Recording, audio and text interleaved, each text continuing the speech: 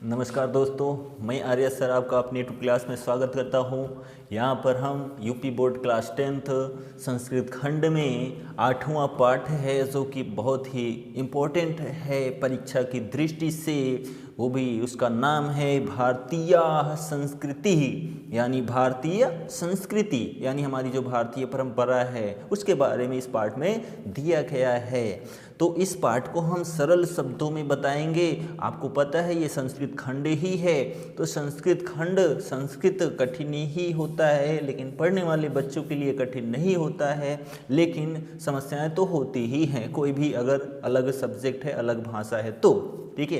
तो भारतीय संस्कृति यानी भारतीय संस्कृति पाठ विषय में ऐसा चर्चा करेंगे, यानी ऐसा पढ़ाएंगे आपको समझ में आ जाएगा।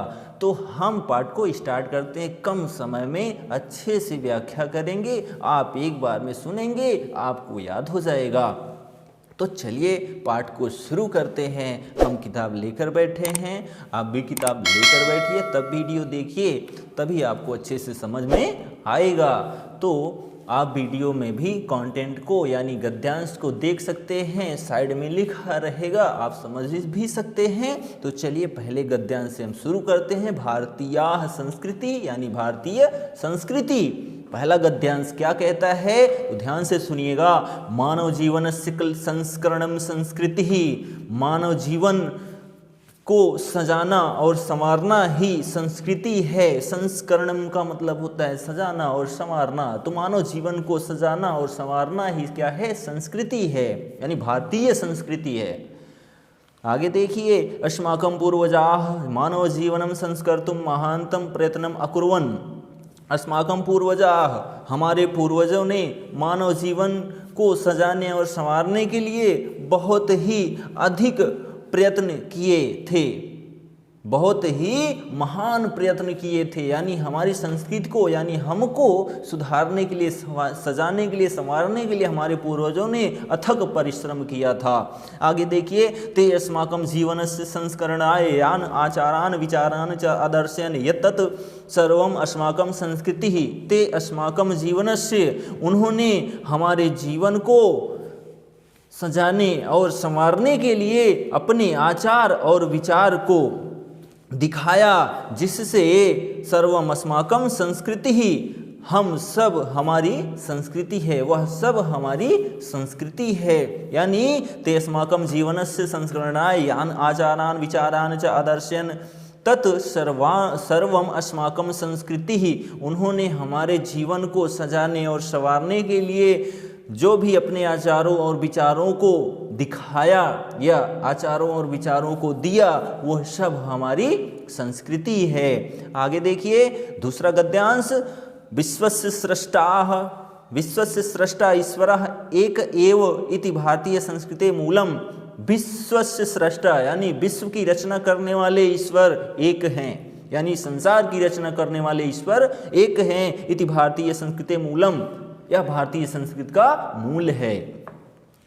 विभिन्न मतावलंबिनः विविधैः नामभिः एकम एव ईश्वरं भजन्ते। विभिन्न मतावलंबिनः, विभिन्न मतों के अनुयायी, विविधैः नामभिः विभिन्न प्रकार के नामों के साथ एव ईश्वरं भजन्ते, एक ही ईश्वर का भजन करते हैं, यानी एक ही ईश्वर की पूजा करते हैं। यानी विभिन्न मतों के जो अनुयायी होते हैं अलग अलग नामों से क्या करते हैं, ईश्वर का भजन करते हैं। आगे देखिए, अग्नि इंद्र कृष्ण करीमः रामः रहीमः जिनः बुद्धः ख्रिस्तः अल्लाह इत्यादीनि नामानि एकस्य एव परमात्मनः सन्ति। अग्नि, इंद्र, कृष्ण, करीम, राम, रहीम, जैन, बुद्ध और ईसा, अल्लाह आदि सभी नाम एक ही परमात्मा के नाम हैं। यानी आदि जितने हैं ये सब ईश्वर के एक ही नाम हैं।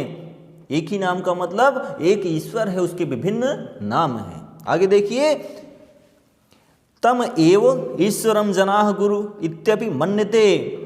उसी ईश्वर को हम लोग गुरु के रूप में भी मानते हैं। अतः सर्वेषां मतानां संभाव समानश्च अस्माकं संस्कृते संदेशः।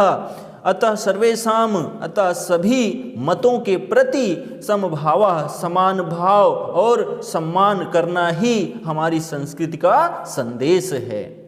यानी क्या है कि अतः सर्वेषां मतानां समभाव समानश्च अस्माकं संस्कृते संदेशः, अतः सभी मतों के प्रति एक समान भाव रखना और समान सम्मान करना अस्माकं संस्कृते संदेशा, हमारी संस्कृति का संदेश है।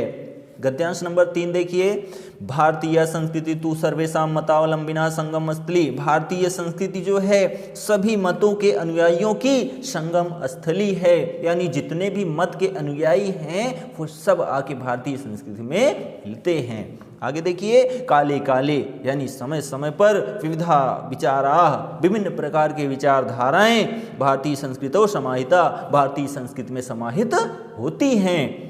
ऐसा संस्कृते सामासिकी संस्कृति यस्याः विकासे विविधानां जातीनां संप्रदायानां विश्वासानाश्च योगदानम दृश्यते। ऐसा संस्कृति, ये संस्कृति में सामासिकी संस्कृति यानी समन्वयात्मक संस्कृति है।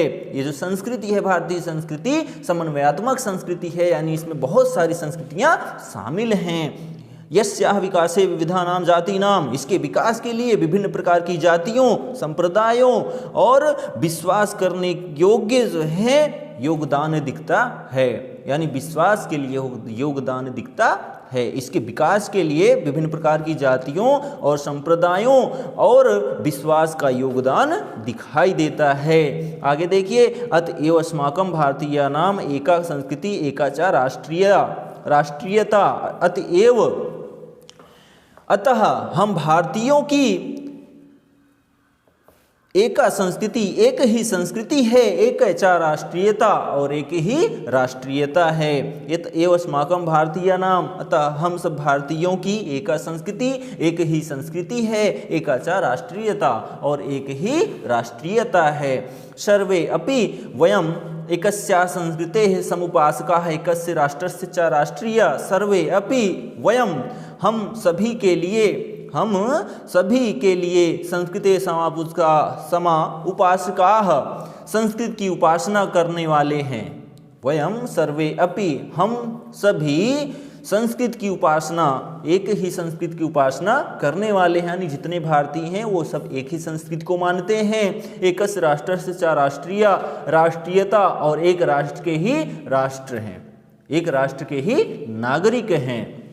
आगे, यथा भ्रातरः परस्परं मिलित्वा सहयोगेन सौहार्देन च परिवारस्य उन्नतिं कुर्वन्ति। यथा जैसे भ्रातरः भाई भाई परस्पर मिलकर सहयोग और प्रेम की भावना से परिवार की उन्नति करते हैं, तथैव अस्माभिः, उसी प्रकार अस्माभिः हम सबको अपि सहयोगेन, सहयोग के साथ और प्रेम के साथ च राष्ट्रस्य उन्नति कर्तव्य, अपने राष्ट्र की उन्नति करनी चाहिए। आगे देखिए, यानी जैसे परिवार में हम लोग रहते हैं वैसे ही देश के प्रति भी रहें तो हमारे देश की उन्नति होगी। आगे गद्यांश नंबर 4 देखिए क्या कहता है, अस्माकं संस्कृति सदा गतिशीला वर्तते।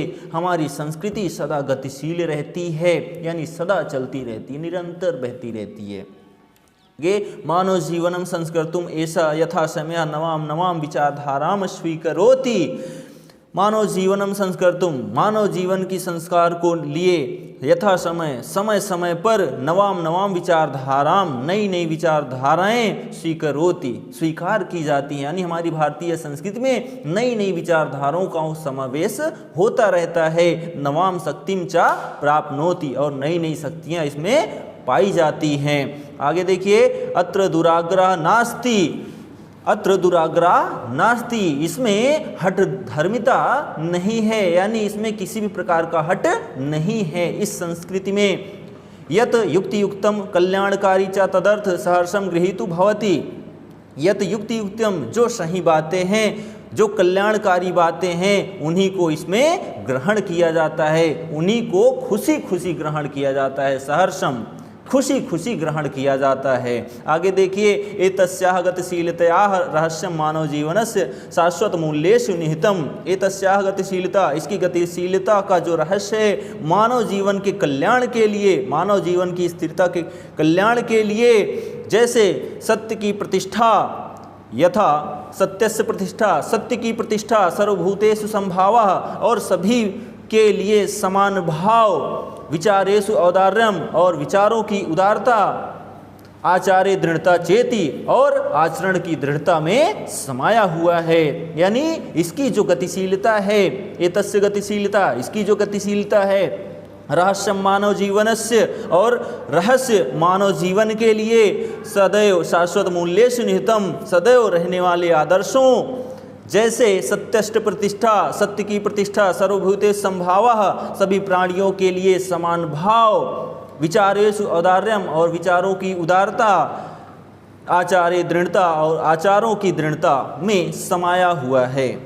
गद्यांश नंबर 5 देखिए, ऐसा कर्मवीराणाम संस्कृति ही, यह कर्मवीरों की संस्कृति है, यानी कर्मवीरों की संस्कृति है। कुर्वन्नेव कर्माणि जीवेच्छतम समाह, कुर्वन्नेव कर्म, इस लोक में कर्मरत रहने वाले व्यक्ति ही 100 वर्षों तक जीने की इच्छा रख सकते हैं, यानी 100 वर्षों तक जीने की कामना कर सकते हैं कर्म करते हुए। इति अस्याः उद्घोषा, यह हमारी संस्कृति का उद्घोष है। पूर्व कर्मम तदनंतरम फलम, पहले कर्म करें फिर फल की इच्छा करें। इति अस्माकं संस्कृते नियमः, यह हमारी भारतीय संस्कृति का नियम है। इदानीं यदा वयं राष्ट्रस्य नवनिर्माणे संलग्नाः स्मः निरन्तरं कर्मकरणम् अस्माकं मुख्य कर्तव्यम्। इदानीं यदा वयं राष्ट्रस्य नवनिर्माणे, हम अपने राष्ट्र के नवनिर्माण में लगे रहते हुए, निरंतर कर्म करते हुए, अस्माकं मुख्य कर्तव्यम, हमारा प्रमुख कर्तव्य है, यानी हम अपने राष्ट्र के नवनिर्माण में लगे रहते हैं, ये निरंतर कर्म करते रहते हैं, यही हमारा मुख्य कर्तव्य है। निजस्य श्रमस्य फलम भोग्यम, निजस्य श्रमस्य फलम भोग्यम, स्वयं का श्रम, यानी स्वयं का जो श्रम है उसके द्वारा जो फल मिला है उसको हम भोगने योग्य हैं, यानी उसका ही भोग कर सकते हैं। आगे देखिए क्या कहता है, अन्यस्य श्रमस्य शोषणम सर्वथा वर्जनीयम, अन्य के परिश्रम का शोषण करना सर्वथा वर्जनीय है, यानी सर्वथा त्यागने योग्य है। यानी जो हमने कर्म किया है उसका जो फल मिलेगा उसको हम ग्रहण कर सकते हैं, दूसरे के फल का, यानी दूसरे के परिश्रम का फल ग्रहण नहीं कर सकते, उसको त्यागने योग्य है। आगे देखिए, यदि वयम विपरीतम आचारम, यदि हम विपरीत आचरण करते हैं, तदा न वयम सत्यम भारतीय संस्कृति उपासका, तब जो है हम सच्चे भारतीय उपासक नहीं हैं। यानी अगर हम इसके विपरीत आचरण करते हैं, यानी जो हमने कर्म किया उसका फल अगर हमको मिलता है तो हम ग्रहण करेंगे, लेकिन अगर दूसरे ने परिश्रम किया है तो उसके फल को हमको त्याग देना है। अगर इसके विपरीत हम आचरण करते हैं तो हम भारतीय संस्कृति के सच्चे उपासक नहीं हैं। वयम तदैव यथार्थम भारतीया यदा अस्माकम आचार्य विचारे च अस्माकम संस्कृते लक्षिता भवेत। वयम तदैव यथार्थम भारतीय, हम सच्चे भारतीय तब हैं, हम तभी सच्चे भारतीय हैं, यदा अस्माकम, जब हमारे आचार्य विचारे, आचार और विचार, च अस्माकम संस्कृते लक्षिता भवेत, हमारी भारतीय संस्कृति में दिखाई देते हों, यानी हमारे आचार विचार में भारतीय संस्कृति दिखाई दे, तब जो है हम सच्चे भारतीय हैं। आगे देखिए, अभिलषामः वयम, हमारी अभिलाषाएं हैं, हमारी इच्छाएं हैं। वयम यत विश्वस्य अभ्युदयाय, हम संसार के उत्थान के लिए भारतीय संस्कृति ऐसा दिव्य संदेशे लोके सर्वत्र प्रसरेत, भारतीय संसार के उत्थान के लिए भारतीय संस्कृति का यह दिव्य संदेश संसार में सभी जगह फैले, हमारी इच्छाएं हैं। देखिए, अभिलषामः वयम, हमारी इच्छाएं हैं, हमारी आकांक्षाएं हैं, हम चाहते हैं। वयम यत विश्वस्य अभ्युदयाय, संसार के उत्थान के लिए भारतीय संस्कृति का ऐसा दिव्य संदेश, यह दिव्य संदेश लोके सर्वत्र प्रसरेत, पूरी जगह पूरे संसार में फैले, ये हम चाहते हैं। आगे देखिए, इसमें आता है गद्यांश नंबर 6 में श्लोक आता है। वो श्लोक क्या है? मोस्ट इंपॉर्टेंट श्लोक है, सर्वे भवन्तु सुखिनः, सर्वे सन्तु निरामयाः, सर्वे भद्राणि पश्यन्तु, माँ कश्चित् दुःख भाग भवेत्। सर्वे भवन्तु सुखिनः, सभी सुखी हों।